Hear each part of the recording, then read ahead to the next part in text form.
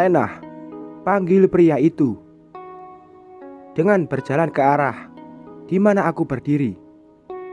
"Alena, apa kabar?"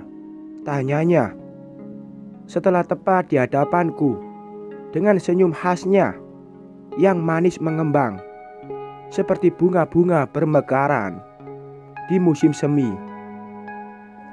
"Baik," jawabku singkat, lalu tak menghiraukannya lagi. Aku berbalik dan mendorong pintu masuk resto. Ku dengar langkah kaki mengikuti dari belakang. Aku duduk di tepi dekat kaca resto, lalu memesan beberapa makanan kepada pelayan. Kulirik sekilas, pria tadi duduk tepat di depanku dengan gaya khasnya yang masih menampilkan senyum termanisnya. Mau apa sebenarnya pria tak tahu malu ini? Aku tetap saja mengacuhkannya, meskipun ia dari tadi senyum-senyum sendiri. Apa dia sudah gila? Aku pun mengalihkan pandanganku keluar yang menampilkan lalu lalang orang, tanpa merasa ada seseorang yang menatapku sedari tadi. "Alena, apa kau ingat aku?" tanyanya lagi, masih dengan senyum manisnya. "Ingat," jawabku singkat. Sebenarnya malas sekali bertemu dengan pria satu ini, Mas Brian, lelaki yang dijodohkan papa denganku 2 tahun lalu. Menambah rusak moodku saja. Kamu tahu, semakin kamu ketus berbicara, aku semakin suka. Lagi-lagi senyum manis itu mengembang sempurna. Mataku membulat sempurna ketika ia berbicara, semanis senyumannya. Tapi ketika kulihat lebih lekat, ia memang tulus mengucapkannya. "Ingat mas, aku udah bersuami," jawabku dengan memalingkan muka. Seketika itu juga teringat tentang Mas Juna yang berselingkuh. Aku tidak tahu apa namanya, karena menurut wanita itu, aku istri kedua ini pasti disebut pelakor. Aku mengembuskan nafas kasar tanpa menoleh sedikit pun pada Mas Brian. "Kamu baik-baik saja kan, Len?" Mata berwarna hitam pekat itu masih menatapku, yang tiba-tiba saja yang awalnya cerah bahagia menjadi khawatir. "Aku baik-baik saja," jawabku gugup, lalu menunduk di bawah meja.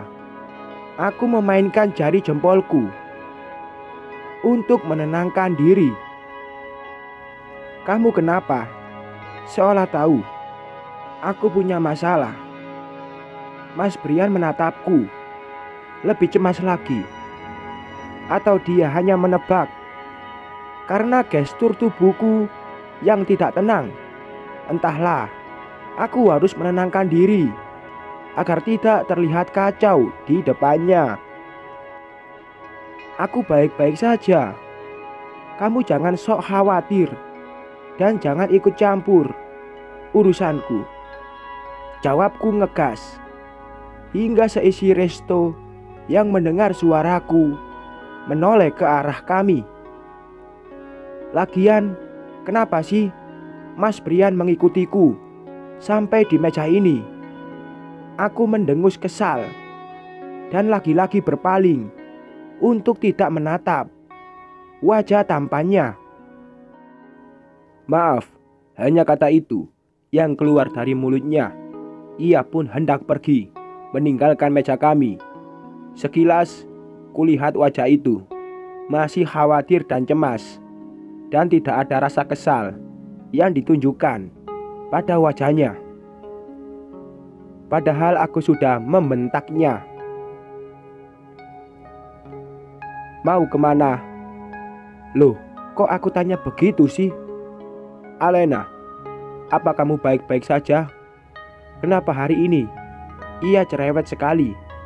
Suka sekali sahabat dari kecilku ini bertanya ini itu. Aku menggeleng lemah dan menunduk. Seketika itu juga hujan turun di luar sana. Suara bergemuruh khas hujan pun bersahutan. Seperti jantungku yang bergemuruh menahan sakit ketika melihat Mas Juna dipeluk wanita lain. Seperti tahu sakit yang kualami, hujan pun mendukungku menangis dalam suara yang tertahan. Aku menyapu air mata di pipi dengan punggung tangan kiri dan sedikit terisak tangan kananku. Kupukulkan pelan ke dada agar rasa sakit yang menggumpal sedari tadi berasa ringan.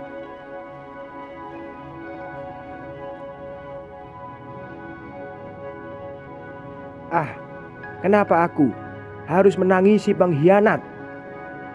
Tidak pantas rasanya menangisi orang yang sudah menyakiti dan merusak kepercayaan dalam ikatan janji sakral pernikahan. Makanlah, perintah Mas Brian.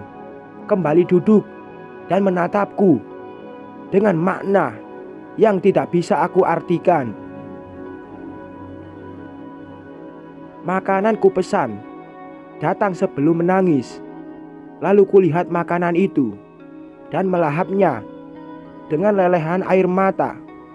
Aku tidak peduli pandangan orang lain kepadaku yang makan sambil terisak. Mungkin mereka beranggapan aku baru makan enak, hingga rasa lezatnya membuatku menangis. Setelah selesai makan dengan porsi jumbo, aku melanjutkan dengan memakan makanan penutup yang manis-manis. Udah baik kan? Tanyanya kesekian kalinya. Setelah melihat aku melahap habis makanan penutup.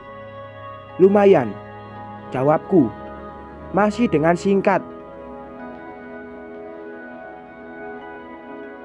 Kalau punya masalah, ceritalah. Aku siap mendengarkanmu kapanpun.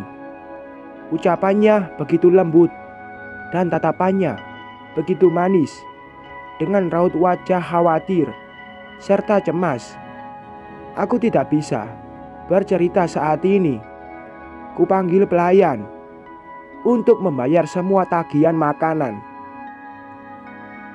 lalu beranjak dari tempat duduk. Alena, panggil Mas Brian. Aku tak menghiraukannya. Kulangkahkan kakiku dengan cepat untuk menghindar darinya. Dia pasti tahu kalau aku punya masalah. Ia sudah tahu kebiasaanku. Setiap punya masalah pasti melampiaskannya kepada makanan. Pasti dia bertanya keadaanku tadi karena melihatku memesan banyak makanan.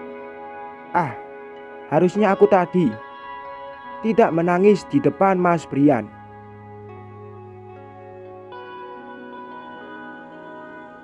Udara sejuk dalam rumah membuat pikiranku normal. Aku pun mulai berpikir dan menyusun rencana untuk mencari tahu bagaimana aku bisa menjadi istri kedua Mas Juna. Siapa wanita itu? Sayang, kamu di mana? Suara Mas Juna membuyarkan lamunanku. Penjahatnya sudah datang rupanya. Aku enggan melangkahkan kaki menyambut kedatangannya seperti yang sudah-sudah biasanya. Setelah ia kembali dari kerja, aku akan menyambutnya dengan mesra. Lalu ia akan mengecup keningku dan bertanya, aktivitas apa saja yang aku lakukan.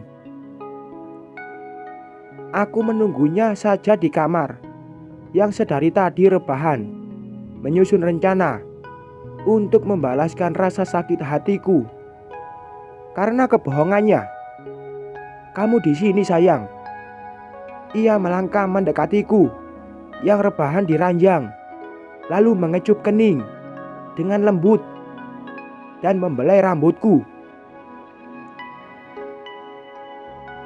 "Seandainya bibir dan tanganmu hanya untukku, Mas, sungguh aku tidak akan risih dan jijik melihat kelakuanmu saat ini."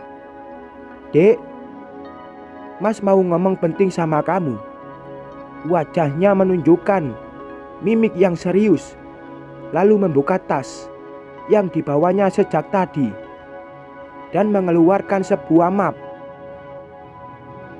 Aku hanya menatapnya saja tanpa menjawab omongannya. Biasanya ia akan peka kalau aku marah. Ketika diam, berarti aku marah. Sekarang karena harta, ia lupa kebiasaanku yang satu itu. "Dek, bagaimana kalau perusahaan aku yang pegang? Surat-suratnya udah aku buatkan. Adik tinggal tanda tangan saja." Ia menyodorkan map yang dipegangnya padaku dengan senyum tampannya.